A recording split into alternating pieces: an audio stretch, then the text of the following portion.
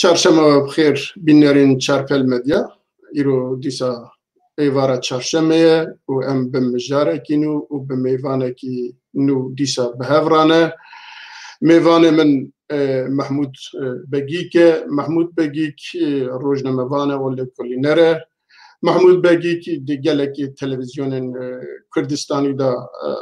bernameyan çêkiriye, belgeselan daniye û her wiha demekî dirêj li Diyarbekirê koordinatörê Kurd yekê bû û min bi xwe jî di serlêdanekî televizyona Kurd yekê da li wê rêzdar Mahmud Begîk nas kir û ji wî vir de heta niha em dostaniya me dewam dike. Mahmud Begîk di xortaniya xwe da tevlê têkoşîna azadî û rizgariya Kurdistanê bûye. Ji wê demê heta niha bi gelek waran da û bi gelek awayan hêj jî ew hest û helwestê xwe Kurdistanî didomîne û anha jî bi me re em ê bi Mahmud Begîk re li ser jiyana û serpêhatiya Seyda Evdillayê Timoqî û bi navekî din Xerzî em ê li ser jiyana wî biaxivin. Evdillayê Timoqî di jiyana xwe da di gelek waran da di gelek astan da di doza têkoşîn û azadiya Kurdistanê da çalakî kar kiriye û heta jiyana xwe dawiyê jî bi wî hestî jiyaye. Ez aniha dibêjim kek Mahmud Begîk tu bi xêr hatî. Em spasê te dikin ku te vî daxwaza me neşkênand û em ê niha bi hev re li ser jiyan û hest û helwestên Seyda Evdillayê Timoqî ku bavê we ye jî em ê li ser wî bername bidomînin û carek din divêm tu bi xêr hatî û ez dipirsim gelo di nasîna cenabê we da tiştekî kêmasî be temam bikin, eger ne em ê derbasê bernama xwe bikin. Basekê ku spas bo vê ewlîbûna ku vegazim kir û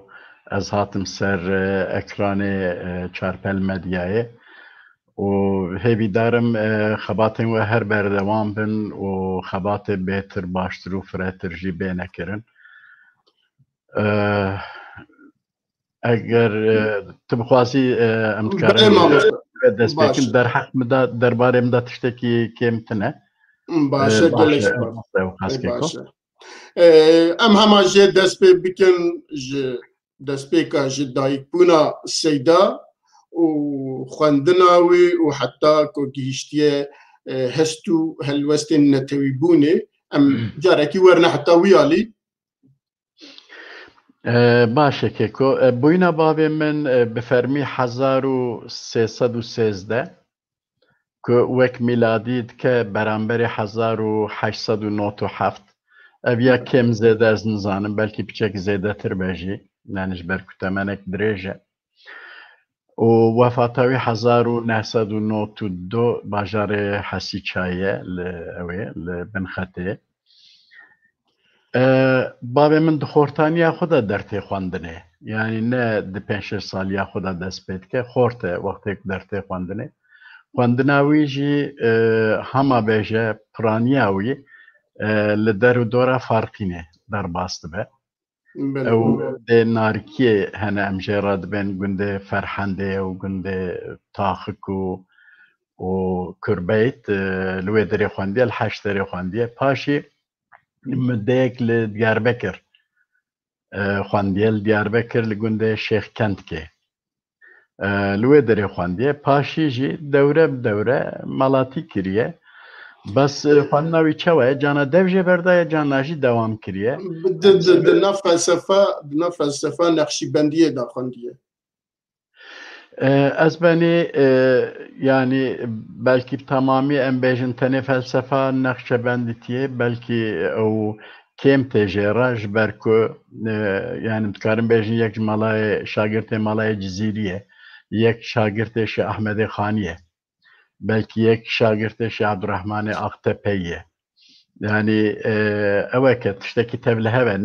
نتني يك عالي بخس نقشبندي قالك نازي يبون حتى اويجي حتى نازي وفاتا ويجي بتايبتي تاكليه ويو مالا شو عبيد الله النهري قالك قرمبون لداشتا ميرجا وري لأوي كردستان روجلات تاكليه وان قرمبون او تاكليه كو او هشت ايروجي از دما دوام كرن ولو بقلسي باجي بله چونكي نقشبنديتي دناف نقشبندي هذا خالدي يعني مولانا خالد شهر زوري واكولاوي دوي اكول دا جيكي وي جرينج هي تبي كنا شيخه بله ام او چاورن خورتانیا وی و ناسینا دوزا آزادیا کردستانه و ام بیجن ج تفگرا آزادی بگر و پیوام هنج بعثایی بکن چا دست پیکریه چا کتیه نواوان و پاشجی چکریه مل سر باف بله كيك ميرزا هرما مجبر كو هرما خرزايا او سرهلدان ساسوني لوي دري زاني بنابو دنگن دور دا مجي بسمامي مجي يعني جانا هناك جوان دكتنا باوي تبقى بركو تبقى وان كيفن دس بيتك يعني 1925 بلكي برياوي دس بيتك حتى 1938 او حركة دوام دكه او تبقى ساسون كو تيغوتن تبقى تاني اونين تاني مالا علي ونس يعني مالا شرف كد بيجن سرپرشتي حركات كنت تاني اونين يعني دوان اوادا دوان بزاوادا اوي جهنه بنجناري جهنه و بيكو ام بيجن زيدا ندنا وهفدا بنجي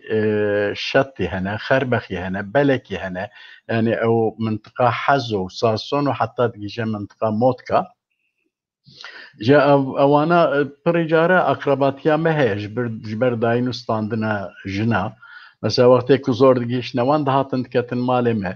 بلکه وقتی چکه وانتنه بون جالیه ما جبسمامه ما وانا تامین کرن جبر کتموق گندکی مزم بو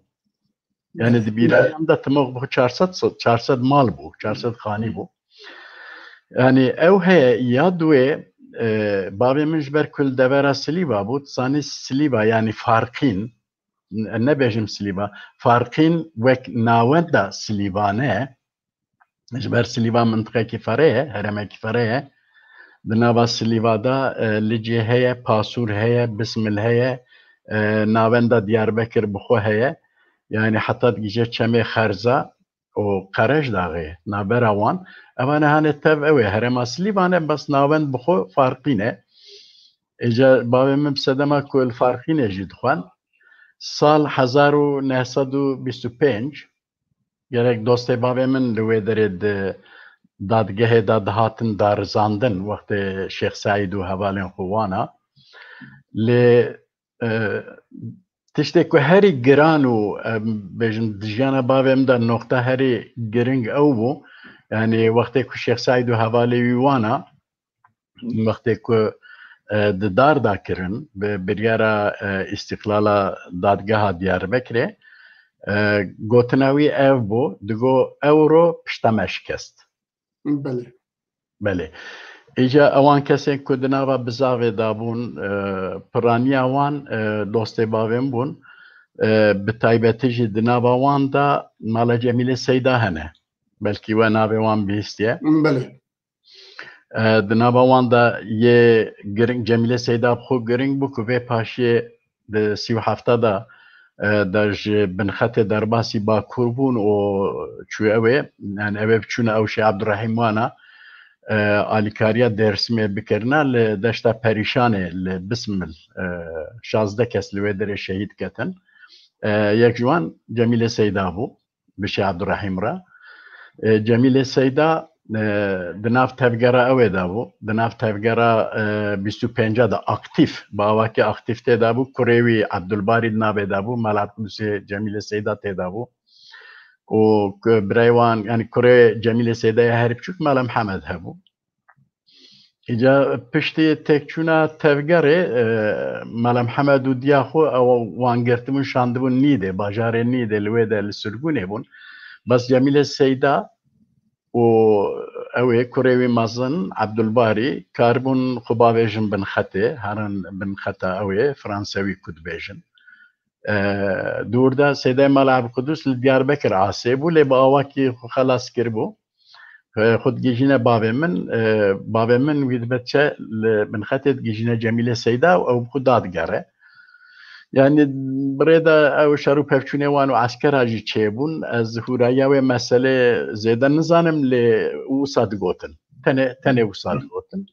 اجا جوه دوه چاخي دا بابم دفش خوانه برد ده و دوه خباتا سياسي دوام دكارم بيج مشغول اوه بون اي سياسي تزاني الويدره نما بون اي كود دار دا كربون شكو دار دا كربون اي كود ريدا مثلا كشتبون شكو كشتبون ايك وان شاندبون نفيه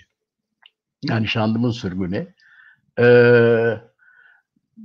يعني تشتكي بويا وايه وقتك امتين صالح 1937 يعني بيشتي بيشيا 37 يعني السيدة قصد كيت تشتبي تفقرا قرارات جيبا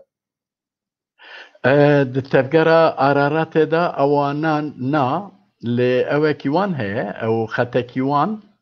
تتزاني خطا كيوان لباكور چل باشور تدانين تكليوي بوان راهنه يعني اوان هاني براستي اوان كيفن زيدا اوه خو ندوتن اوان تشتي خوي تشتي كرنا اوان اوه خو تشتي سري مثلا اوانا مثلا زيدا ندوتن يعني د 1933 بلکه 32 جبینا خامش شده تکلیوی به وان کسی و در راست هبون جبلیوی تکلیوی مالا جمیل پاشاوان را هبون تکلیوی به مالا رشوان را مالا قرخانوانا که بیشن رحمتی دی بابی وانا يعني بوان را هبون تکلیوی به دکتر احمد نافذ را هبون نوردین زازا بچوک بوه چاخه تکلیوی و جگر خوین ازانم د 26 دا مثلا آموده لوی داره دست پید کن هر وها تکلیوی و مالا شیخ احمد خزنه که کسب مسئله پر زیده نزانه شیخ احمد خزنه بخو يعني وك شيخه كي نقشبندية دناوا خويبونه دا بناوي مرادي تناس كرن مثلا كسب مسألة هالين زانم بلد بين ناوي كي صدر باس بلي كي اتشكسه از بخون زانم يعني ناو او قيدين جلادت بدر خان دا يعني تكليوي قلق براني هبون اجا بريجارة وانا جمعوات شارتن يعني تقول دبر روجاكي عسكر ام بوليس زوري بدوان و يعني ببيجنش دبي وان سريهان درين نباشه او جهبو يعني او يعني تكليوي بخويبون را يكسر ياجي اندركتو تكارم بيجم هردوجي بله تكارم بيجم هردوجي جبركو دچو دهات بابم گلك جارات شو بن خطه دهات زاني بارگاه هوان لبيروت بو لأوي بون لبني خطه جي بلا بون اي خويبونه دکتر احمد نافذ زانی دویستونه هدا او در باسی ویدرد و دوستکی بابی من گلک باش بو 26 دا جمیل سیدا وانا که در باس بون ویدره شیخ احمد خزنای وانا شو اول ویدره بون و گلک کسی نجی هبون ایکو جه 25 در باسی ویدره بون پاشی جی تکلیه و بیوره دوام که ایکو جه شرع عرارات یعنی شرع آگریه در باسی ویدره بونه وک مال حسن هشیاروانا زانی اوانا سر ایران دا بریندار تفلتن اوانا در باسی ویدره بون موان راج تکلیوی نیزه بون بله سربوریه کی وی به قای مقام را یا قای مقام حزو تکاری باسایی تهناتی که مرزا او وقت داداکویا اوی وقتی که ببو داداکویا حزو بابی من آخفتن اکی لوی دارید که و لوی داری بحثا اوید که یعنی او تشتیکوی چاخی دبناوی کردیتیه دا يعني دبناوی وان دا آن ایریشی کردیتیه کن ام بجناوی دبناوی کمونیزم دا êrişî Kurdîtiyê dikin. Di bin navê sosyalîzmê de êrişî Kurdîtiyê dikin. Ja bavê min li wê derê axaftinekî dike, ew axaftina wî ew bû. Bi nav û deng bû. Piştî wî yani eviya edbêm nêzî dawiya 1907 belkî serê heftê û yekî ye. Yani ji ber ku ez zar bûm başnayê bîra min sinifa pênca da bûm wê çaxê. Li rojekî ez çûme mala me li Timok. Bavê min nel mal bû. Lê wextê ku gotin qeymeqamê Hezo gazî wî kiriye. Wextê ku dageriya bû min wî dî. Ez jî ji Fartînê me dixwand. Ez çûme tatîlê, tatîla me Sibatê bû. Yani beriya 12 adarê bû. Min hêrt ew ê wî ew difna wî xwîn heye lê. Me pirsî me got çi mesele ye? Yani çima te axaftina vekirina em bêjin leqa Dedekoyê an şubeya Dedekoyê ya Hezo te bi kurmancî kiriye. Li wê derê ez nizam pileya wî üsteğmen an yüzbaşiye û wana qeymeqam e. Wê çaxê ew Sêdê Mala Ebdîselam ji ku serokê Dedekoyê Mala Ebdîselam bû. Sêdê Mala Ebdîselam bi hev re diçin. Bes Sêdê Mala Ebdîselam got ew ketin hundir el derva mam. Malum yani ez ê biçû wesfî ez ê herma hundir. Lê got midê li hundir xirecirekî çêbû. Ja got ku ez ketime hundir münaqeşa wan bû. O ew üsteğmen fermandarê Hezo silaha xwe digot danîbû ser ew ê. Danîbû ser masê. O got me li wan gefa xwar. Got ev ji were namîne o derketin. Piştî wî yani ew mesele zêde belabû pismamê me zêde ne, dostê me zêde ne, hevalê me zêde ne. Yani wê çaxê gotin em ê bavêjin ser qeymeqam, em ê bavêjin ser qereqolê. Yani em dezgew sazîkî dewletê em li ortê nahêlin. Bavêm neheşt ew kurapekî bavê min jî hebû însanekî gelek maqûl û zana bû. Wana ketin pêşiya milletê neheştin lê baştê bîra min êvar bû. Bi cîbê hinek heval hatin wê derê. Yani hevalê bavê min an dostê wî. Yani di nava wan da ê ku nehatê bîra min yek ji Sêdê Mala Ebdîkerîm bû. Mala Ebdîkerîm Ceyhan. Hilanîn wî birin çûn û çend ro têde derbas bû xwe pêşandanekî mezin li navçeya Hezo li darxistin. Yani ew çax dizanî Dedeko jî hebû wê çaxê. Dedekoya hatibûn ê ku nav Partiya Karkerên Tirkiyeyê de xebat dikirin, ewan Kurdê ku nava wan da ewana hatibûn, ew Kurdê ku di nav Partî Demokratîk Kurdistan da dixebitin. Hemû hatibûn wê derê yani Hezo bûbû ew ê, bûbû wek mehşer. Bes ew ê newêribûn. Yani ne qeymeqam û ne fermandarê wan û ne ew ê wan kes newêribûn li derbaş û qeymeqam reviya bû çûbû ketibû ew ê navenda fermandariyê li wê derê asê bûbû. Bûya wê xwe pêşandana xwe kirin ewana hatin. û di ser de zêde wext derbas nebû ji ku 12 adarê hat. Sala 1907 askerî dest danî ser rêveberiya Tirkiye û Kurdistanê ter. Belê pêşê ku em werin 12 adarê ez dixwazim bipirsim. Yani şêxekî bi wî elmî elbet aliyewiyê Netewî Kurdistanî bêguman her mezin biye. Çawa dikare di hilbijartina da piştgiriya çi bûne Partiya Karkerê Tirkiye bike. Yani de ewana nava Partiya Karkerên Tirkiye kesên wek ew ê yani xwedê selametiye bide Tarık abi wan, Tarık Ziya Ekincî wana hebû, Canîb Yıldırım wana hebû. Ewana yani hatta Tarık abi heye jî sax e. Lê Canîb Yıldırım tisanî belkî bi umrê xwe jê master bû jî yani hatta sax bû jî ji bavê min re digo apo. Esas beriya wî ew ê heye yani ji bavê Yeni Türkiye Partîsî wan hene û partiya ku Doktor Yusuf Ayzoğlu wan danîbûn.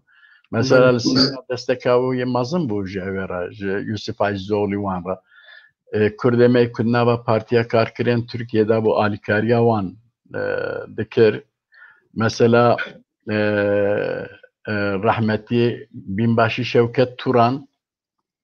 ji doza çilûneha belkî mîma ji endazyarê doza çilûneha. Axir ji ev ji ew kê çilûneha ji girtiyê wan çend hebjî şagirtê seyda hebûne. Belin mesela yek Naci Kutlay bu wî awayê mesela ew ê rahmetli Yaşar Xaya wana tabii ew ê çaxê ewana xort bûn. Yani ew hene o dostaniya ew ê mala Xelîl Beg wana ew kurê wî wana tizanî Selim Kılıçoğlu wana ew wê çaxê Üsteğmen bû li şoba askerî li Beşiktaşê yek ji endazyara jî ew e ew bûn. Yani hene hebûn gelek hebûn û min gelek ji wan jî dî tevjî ji bavê min re digotina po rahmetiyê canib beriya wefat jî bike li min digeriye yani gelek cara digeriye îca behs dikir digo em bavê te digo ömrê wî mezin bû tecrübê wî zêde bûn şerê cîhanê ê yekî dîbû xelaya cîhanê ê yekî dîtibû serhildana Şex Saîd dîtibû a Araratê dîtibû a Agiriyê dîtibû o tiştê vê paşiyê bû yerên vê paşiyê jî temama dîtibû digo em ji Diyarbekir radibûn diçûn Timok em li mala wî rûdiniştin gomet digo sêde ka tu bêje wasiyetê te çi ne şîretê te li me çi ne yani bû wî ömrê xwe zanî wefata wî wextê wefat kir ömrê wî ser notî dabû. Belê heta na kes ji wana ew şagirtê ku tenha behsa wan dikî kes ji wana bi belge nivîskî tiştekî ser nivîsiye. Yani mixabir haya we jê heye yani ege hebe. Yani kek şagirt zanî hevalê wî partiyê Şakir Epözdemir. Belê. Ew hem damezrênerê Partî Demokratîk Kurdistanê Tirkiye ji ber ku el ser jiyana bavê xwe min xebatekî kiriye min hê temam nekiriye ji zû dest pê kiriye tenê ew jiyana yani ew pêvajoya jiyana wî ya binxetê ji ber ku kêm maye yani min ê başûr temam kiriye ê Kurdistana Rojhilatê temam kiriye ê vê derê yani ew tenê destêm de kêm maye ji ber ku millet li wê de ji hev belaviye. Kek Şakir nivîsekî ji min re nivîsan şand ez ê bixim nava wê pirtûkê wê çaxê ez dibêm seredana wan dike sala 1968 wextê operasyona Partî Demokratîk Kurdistan li di zîndana Diyarbekir dane li wê derê seredana wan dike li wê derê behs dike wekî nê jî bi giştî behs dike. Yani ev dina kesek bi nivîskî tiştekî belge tune niha. Na mesela ew ê tenê nivîsekî İsmail Beşikçi Belê. min nivîsekî wî dît Pirtûkawî de Pirtûkawî niha navê wê nayê bîra min lê behsa medresa bavê min û behsa hevnasîna wî dike ew jî vê paşiyê ew jî li ser ew ê rojek li weqfa İsmail Beşikçi min kek İsmail dî me sohbet kir îja min behsa bernameya televizyonê kir. Di bernameyek televizyonê de kek Tarık hebû Tarık Ziya İkinci îca wana dostê bavê min in hê jî wextê ku behs dike divê apo wiha bavê diya min li bername televizyonê temaşe dikir ya Tarık Ziya İkinci îca lê godarî kir Tarık Ziya İkinci hat heta silîva ji wê derê qebaz da çû sêrt û Bedlîs û Batmanê. Belê. Diya min got evana heyre wallahî got tev got min anê berdestê min xwarine min ew ka xwarin dane wan Pênanên zikê wan daye ku tên bersînorê melat da çima qebaz didin. Yani sedemê wî hene kek Mirza ez ew ê bêjim yani ez yek sebebek wî ez ê bêjim bavê min dunyayê de serî netewand. Yani ne dadgehê de serî tewand li dadgeha Diyarbekir ya askerî ya kolordiya heftemîn sala heftê û yek heta heftê û çar dihat da rizandin tercüman jê re anîbûn wê çaxê herkes باوایە ki mesela digom me tiştekî li dervayê qanûn me nekiriye û o destûr dibêje mesela hember xalên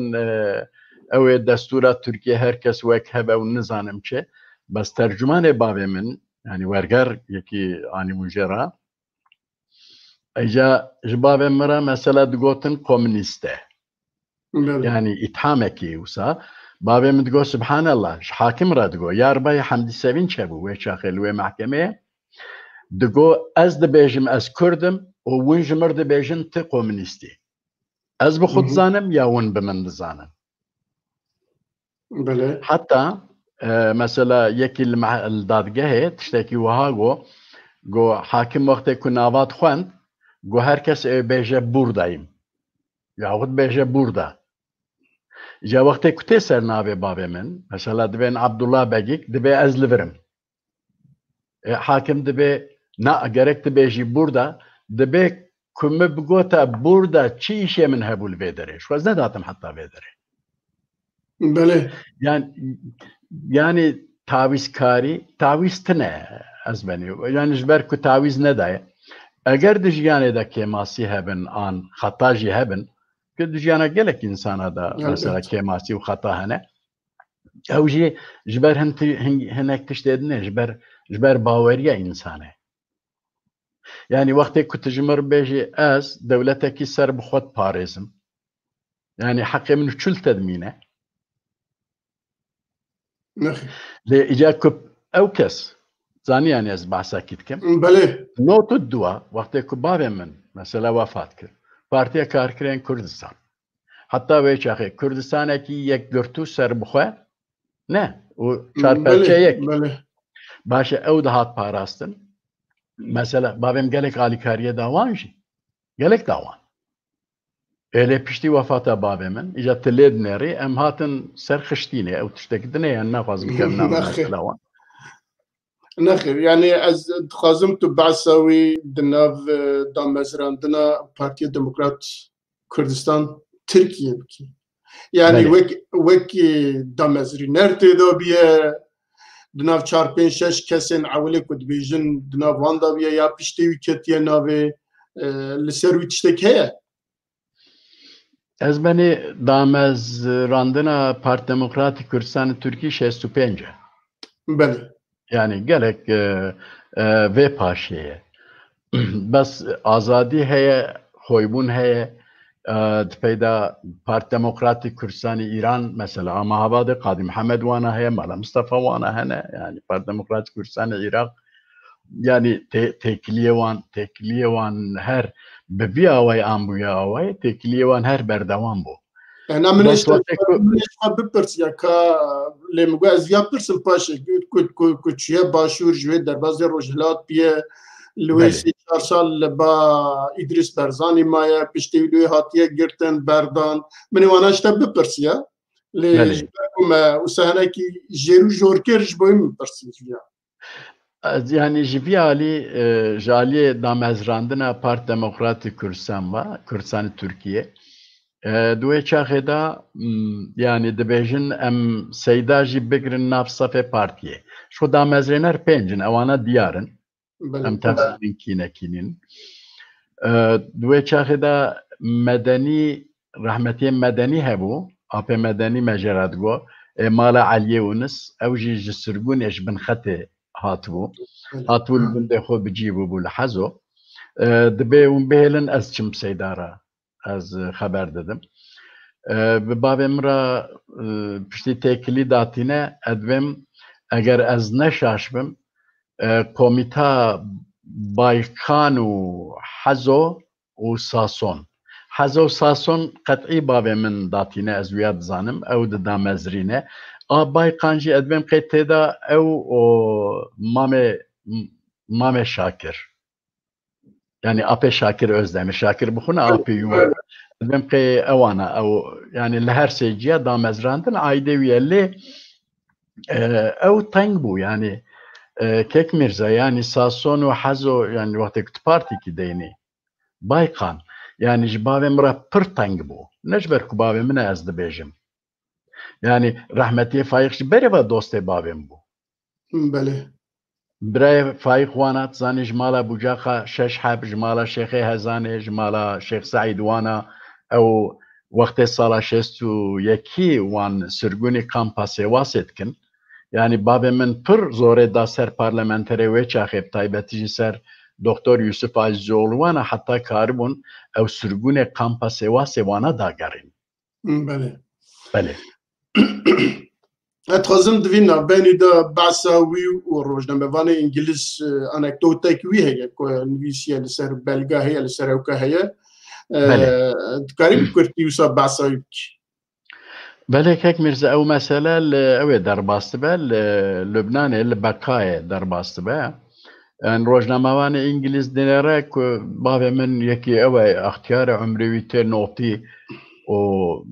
li wê derî bala wî dikişîne jê pirse dibe yan divê umrî da dibe tu ew yani tu vê têkoşîna hanê didî tu bawerê dibe ku Kurdistanekî ser bi xwe bibînî dibe belê ez bawerim ez Kurdistanekî ser bi xwe bibînim lê eger win İngiliz bihêlin. Belê. Ev gotinekî wî ew ê gotinekî navdar e ji ber ku bavên baş dizanbû ku yani çarperşebûna ew ê yani Kurdistanê bi destê İngilîz e. Yani gotinekî dîrokiye di dîroka Kurdistanê de. Yani ku meriv ku dariya wî gotinê bike û pêva biçe meriv zane ku çi qewimiye. Ji bo çi wî gotinê kiriye belê. Gotinê wî wisa hene belkî tu pêş de ez bibêjim belê kerem kek. Belê û dîsa ew kek wî navbena miftiyê farqînê de heye. Serpêhatiyekî wî wisa heye. Ku yekê Mesihî dixwaze bibe misilman û diçe ba miftî û miftî jê re tişta bêje. Belê. Kek Mirza ew di nav alima da wekî heye tiştê wisa miftî jî hevalê wî ye yani hevalê wî medresê ye. Miftî gelek nêz hevalê wî ye. Belê. Gelek nêz hevalê wî ye ew çîroka wî heye yekî sala 68 bû bavê min çûbû ew ê çû dîtina rahmetiyê Saîd Elçî û wana Derweşê Sado û Şakir Ep Özdemir rahmetiyê Emer Turhan wana bû rahmetî Şefîq wana bû. Gruba pedekê. Belê. Ewana hemûl Diyarbekir girtî bûn doza wan paşî dane Antalyayê wan şandin wê de. Je bavê min diçe hecê Kurdekî me Êzidî tê esas ne Mesîhî ye yekî me Êzidî ye. Têba miftî Sêdê Mele Mihemed rehma Xwedê lê be je dibe miftî kî ye û herkes seyda nîşan de dibe wala seyda wan Mele Mihemed bê de dibe wala ez hatime dibe ez Êzidî me dixwazim ez Müslüman bim. Dibe la wallah dibe qadro nemaye di dînê me de qadro bilme te. Dibe qadroya dibe herî wala ême jî qadroya ji camêr lê dixetiçe zanê diçe çend gava davê je paşî Seyda dibe je gazî bikine mijbîr kir dibe cîkî heye jê re. Wextê ev biraderê hanê dadgere tê dibe wallah dibe cîkî heye dibe em ê te bixine şûna wî dibe ew murted bîye dibe em ê te bixine şûna wî lê ew zilamekî girî qirasê ye tu bixwî zilamekî hûrî ka tê şûna wî bikî an tê şûna wî tijî nebikî yani ev espîr ye ev heneke ya Seydayê wê derê ew melayê wê de pirsin dibe ê ku murted bîye kî ye dibe Mela Abdullah Xerzî ye dibe. Belê je çîroka wan bûye ew henekê wan di nav alima de pir tiştê wiha min dîtiye. Je bavê min ji hecê dizivire hema li ser piya jê re dibe dibe wala miftî dibe yekî Êzidî hatû balê wiha kiriye wiha gotiye jê re. Mala wî jî nêzî ciyê ku bavê min lê peya bîye ji hecê hatiye ew ê erebekî bigrin ji wê hê derbasî ew ê bibine. û hema çêvê de radike kevre. Radike çend heb kevre û li derê sêdayê miftî dixe jina Seyda dertê jina Seyda wî naz nake dibe Sofî çimal derê me dixî. Dibe wallah ez çûme hecê dibe min şeytanê mezin dibe min ricimand lê min şeytanê biçûk pirsîn gotin ew jî li vê derê ez hatim ez ricima wî jî bikim da heca min temam bibe. Mela Mihemed li Hundirê qet dernaye dibe wallah dîs ehîfa xwe ji bistan û bavê min lê dixetiçe yani ewekî wisa heye. İca hinek vê meselê ber bi ew ê va dikişînin. Na miftî neyartiya wî dikir na Seydayê miftî pir samîmî bû مبخوجی تبی شونا نبیوی داد هاتم پر پیرا هوالتی کریه از پر پیرا گریام متب حرمت کریه جرا yani insaneki yok bu insaneki xarib dost bu Seyday Mala Muhammed rahma Xodele be zekavici gelek baş معناوي يعني او وقت كو تشو باشور جبو تشو باشور جبو تشجوي دربازي رجلات بو وهناكي بعصايد قريب كي بلکه سالا 85 سر ساله بو ما بهست اوه دمالا می تموخت اوه اپراسیونا بکن لی اوه کنگه بکن بچه بهانه بکن بچه پیلانی بکن yani hatta ve çaxi az bu xçum yani min ev raji gom bave xune di ve çaxi male le mish ferde malbat rago mu go wallahi vana ve hilek il sere mabkin le ev tişteki çavabkin haya ve hebe merve ev jihatne yani PKK jilve mıntıka xabatkin yani abane hani leiskek neynen sere ve o oknebe yani devlet vel sertliya xune lezine tişteki neke جا عجیبه اوه نزی مالامه یک هاته گرتن اپراسیونک مزن چه بو تقریبا 5-6 هزار عسكر yani askeri Sason bu, Hazo bu, Batmane bu, Serte bun. Avana tev hatun dora malame kombu bu, içe halkisu, ev deru dor girti bun. Ve çaxe berpersyare wan, ev PKK yeki binave Ali Ozan Soyviye, Gündi Hanifi Avcı'ye.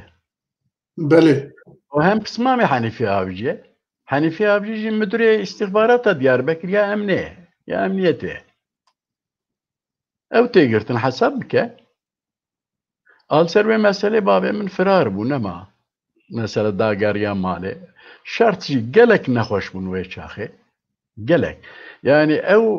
Ali Ozan Soy. Belki 700-800 hapis me an gündiye me. Çünkü lüvedere nede gündiye me hene pismame me o gündiye me o. Avana da girtin anhatın yani kubir haya hazo kubir haya serti kubir haya dadgah Diyarbakır. Yani az ben geçtim Diyarbakır 105 kesman ama dora 800 hab insana da bu girtin zani. Al serve mesele bu babemin adbem nehme. Yani له گریا لید گریان yani ne daha ve şartlıcı. Ana yeki buçuk biya yeki nata naskırın ve şartına bir rahat bu. O gelek geriya yani hat devera slivaj ve dere çu derbasi bismil bu aniye nüseybine mala Ali Batewana bu li Kızıltepe mala Seday mala Arkudus wana ma paşi çu Tarsus Adana Mersin و پاشی داگریا ایجا بره خدا اوه بره خدا موشه مثلا دو سه محل موشه ما و جویده در باسی لموشه لباکید ما از بنی لموشه لودره خالی علی هبو علی قوچ مدگو بله لباوان ما بو کک سعید جی بحث کر جمرا گو گلک جارات شاند گو هما دگو کتب بطال بی ورم شکارونه نم صحبت کن سعید سور بله ناستم بله باروی داری بو او جمر بحث کرد پاشی لارجیش در باسی مالا سیدای مالا هدی حی چرکزوانا بو او مالا وارلیا سیدای مالا حیدروانا هبون و چاخه لوی داری لأقدر المنطقة جلالية لوی داری المنطقة جلالية ما و پاشی در باس بود سر شمزینا yani Colemerg و Şemzina da pişti nehmeha derbasi leka Ahmediye bu. Berpirse leka Ahmediye ve çaxe kek Abdülaziz Tayyip bu. Ve paşiye bu parezgere dohoke mehevdi ve çaxe minu kek Abdülaziz Tayyip mehevdi. Ja insaneki zede eve usa hürmetkar u zana ve çib beje. جا دگو وقتی که سیدا هات دگو من ویدی هف پیبینا اول مپیرا کر گم گو سیدا زبستان لپیشیا میه و عمره تجی زیده اگر تبیا مبکی ته درباسی راجان ببی روجلاتی کردستان هر باکک مسعود و ادریس وانا لوی داره به چونکه زبستانه ما سخت و دجواره لوی داره از بم تیوساب کی بابا مجد به باشه ویجوه دشین لقایک و چاخیل منطقه برواریا لقایک جی حواله من و چاخه لوی داره بو لوی داره پیشمرگه بو لوی داره اوت کن او چت بیشن فرمالیته وان تدی پارتیه فرمالیته وان جهنه اوراق وان حاضر کن جا حواله من ويدبت شال اوي د سر لولانو درباسی شینو دبه باجاره روجغاوا چه روجلات و سر شینو داد چه اوي چه زیوه جی درباسی راجان دبن همو پارتی کردستان باشور و چاخیلوی دریبون از نشاش بم کک مسعود و کک ادریس هر دوی نه حاضر بونه و چاخی وی تسلیمی کک فاضل دکن میرانی بله فاضل میرانی دکن و کک فاضل جی وی د oda اوی دا دبه برال جمته به کک قادر هی قادر قاچاق belki nasip ki بله لوی ددمینه پاشی امانا اوی کیوان هی لوی دره رخصنکی پارتی هی بعربي جرد بين اتحاد العلماء الكردستان يعني يكتي عالمي بله وان ناحية زيوي بجيتكن زيوا دبيجنان زيوي دبيجن دشتا ميرجوريه جراجان 15 كيلومتر ام هناكي توب بكن وقت ما تمام ده وقت تمام ده ها باشه اذا كيك ميرزا لوي دري tabi çiroke ve dere hene yani او تزانی هنکی پارتی ما هبون دگوتن ام سوسیالیست انترناسیونالیستن بابم دگو سر شعبه اون سوسیالیست اما انترناسیونالیست yani aklım nagre روش کش کک سامی راد بجه رحمه خدا له سامی عبدالرحمن بله دبه سامی دبه تا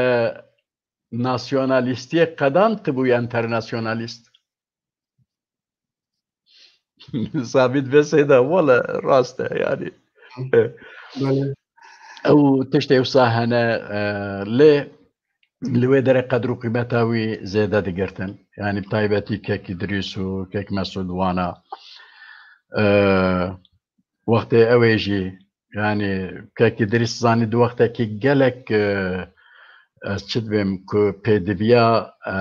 سیاستا کردستان پیهبو د عمرکی بچوک داجی ثانی رحمت کر راکرنا جنازه وانا او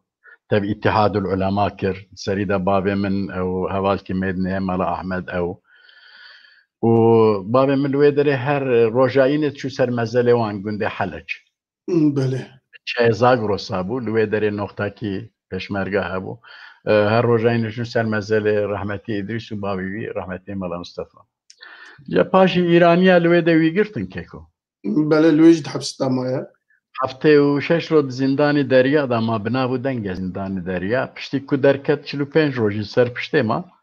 و درباسی اوی بو درباسی بن خطه بو بله 2 ساعت یدمم لوی دریا ما سالا نوتو دو اثباته نخواست که به ویرات کن اوه نخواست خانه مالا شوش دبین مالا داود شوش بله لحاسکیه حسی چای دکتر دبیت او کریزا دل تا در باس کریه لازمه 24 ساعت دبین چاودریه مده بی اوتنا لبتی بابه من معلوم متدین انسانه کیه دبی اولا جرا من لمیش بکن راد بکو دسمهش بکه کملوه داره خدا رحمه خاله که لیت خازم دور ده هیچ وقتی ما همه تمامه خانیه و چما کیجا بویری ده بومبه کرن خانیه ما پشتی او بویره 85 بله لوی خانی که می 8 اوده هبو 8 منزل هبو لوی داره و چاخه عسکریا فرمانداریا باتمان و ساسون به راحتن دینامیت خست نوی داره دیا منوانا جی لوی داره بون او خوشکه منوانا جنبرا منوانا و بالا کرن دینامت خستنکه و داره تقاندن ایجا مجید یاموانا جهاتن هم که عرضه ما گندک ماهی امجرد بن سینما کتابی بسمام منه و ماهی عرضه ما لوی داره هم و ایجا لوی داره بجیبون بله بالاخره نوتو چارا دا هاتن و داره شوطاندن ایجا تب هاتن دیار بکر بله و لسر ناوی باتمان پارک کی چه کرنه بله او شارداریا و داره بریاره کیوسا دابو و چاخه وقت اوه بود بیم وقت کد سهپه دا بانا کتگونه که ده هپه بو یا ادبین قیه ده هپه بو و چاخه گازیم کرم و کرناوی دا از بخوشی هبوم آخافتناوی بخوشی من کرد ناو بابم دابونه اوه و شاندبون مجلسا باجر جی مجلسا باتمانه باجر نه آشاره داریه شاندبون وی داره والیوانا جی ناف تصدیق کربون پرسیبون گوتبون عالمه که مزن هرمه اوانا جی تصدیق کربون اول فرقه بوی ناوی هیه بله دوام که بله دوام که از بینه و از باور دکم ملاکی لسر باوت هلبست اکی جنیفسان دیه اوه سیدای دلبرین ازانم هلبستکی وی هبو مخواند مخستینا وی او باب خو جوان دوکمنت باب خو او پرتوک وسری آماده دکم آوی هیا و هلبستکی سیدای مال سعید خلاتی بله مال سعید خلاتی هلبستک بریجه هلبستک وی هیا جبرد بیرانی نکی باب مدال باتمان سیدای مال سعید جهات بو جا رابوه هلبست خواند من ویچه غزان بو که سیدا هلبست نفسان دیه که از نشاش بم یکی سیدای گردلی جی هیا یعنی از باش نای بیرامن استخمین کمش برای اوجی حواله هبون برز محمود بگیک ازانم که برنامه امچ قصاب بخوازم دی تمام نبه تیر نکه دی 45 دقیقه البته تیر نکه و وقت مجی 3 دقیقه مجی لسر درباز بو خوازی هناکی وقت مدنه هبیه که مبکار بیه باخت یا لسروی و ازانم که دی تشتی که مرف لسر درباره وی دا ببیجه گلکن جبویجی ام مجبورن لور بقدینن اگر هبه گوتنک وی داویه که هون بیجن ام ممنون بن که سپاسیاوت کم سابیر هبی نبو روز لپیشیا مهنه اگر برنامه تجی کنگه او به دست بدوی چاخه یعنی امتکارن دوام جیب کن دبه کنه بجی لی اوی بابی من دائما هلبسته سیدای جگر خویند خوان و سیدای ملار قدوس جوی پاشه کد هات مارمه مهه خواندنا سر تایید کرد بحثا سالا 6 کم وقتی ام بریدات چند گوه رشتره از شعر جگر خویم خوینم سیدای ملار قدوس جدوی چاخه دا اوه دگو خواندن نبی کس ناچی پیش پیدا دبن پر درد و ایش هر دم دبن دست نیر ام دی بدن خوگی و بیش بله ایجا خواندن yani babam zede لسرت سکنی بوکیه belki نیف دقیقه نجی بگیرم قیمقام سلیوا babam من دبر بارگاه حکمی دا درباست به حکمت قانونی کد بیجن جا او ایوه درد بین او عالمه کی مشهور درباست به دبی که قیمقام بگ دبیم پرساخ پیبکن جا babam گازی babam تکن babam به چه مسئله دبی ولا عرصه کی مهیه جا ام لهب ناکن ام لسری مزگفته کی آباب کن یا ام سری دبستانه کی آباب کن babam دبی دبستانی آباب کن قیمقام دبی واقعیت نه مالایت نه مسلمانی دبی بلی لو از مسلمانم اللي چما نه مزگفت چما دبی او چما دبستان دبی دبستان آباب کن برا خورته کرداجی بخوینن دکری وکاتل مسوار نبن بله اگر پرس هبن با حوالی تکنیک پرس یا جی گوتن داخواز هبن براوانا جی بین سر اکرانه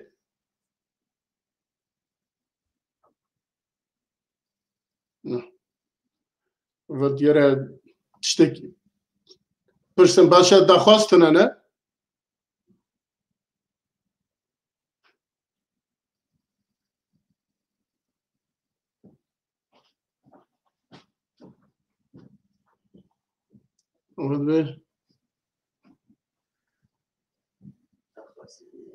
پرس دبید زمان کردی دا تیپ امپراتوریا مت تی آخافتن چما اف تید الفابا کردی دانینه میناک به ترکی ساور به کردی چیه لی کر ناوی حیوانه او که پرسه که دمجاره مدانینه بشا زمان دا برنامه هنه اون تکارن برادر جوی بپرسه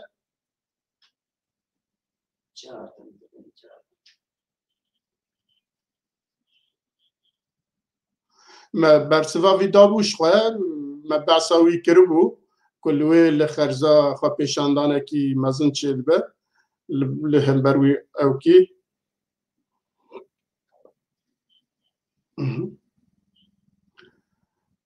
باشه برس محمود بگی که جاره کی دن سپاسی ود کن و هم گلک سپاس کن که و دقازه ما بشتریا برنامه ما قبول کر و هن بشتر بون و حتی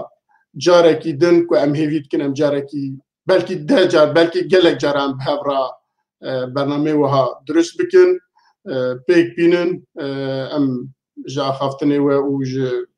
بیانی و جا تبنی و گلک ممنونن گلک سپاس مالا و آوا و حتی دمکی دن بخاطره و بله بینرین چارپل مدیا ایروژی هم هاتن داویا برنامه خواه ام هیوید کن کم تشتکی گربه بوید دا به زانین لسر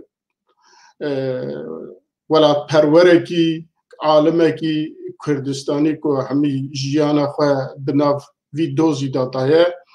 هیوید که ما به هفره کی ناس کر و حتی چهارشنبه کی دن حتی برنامه کی دن منتب بمینن دخیر و خوشیه دا و بخاطره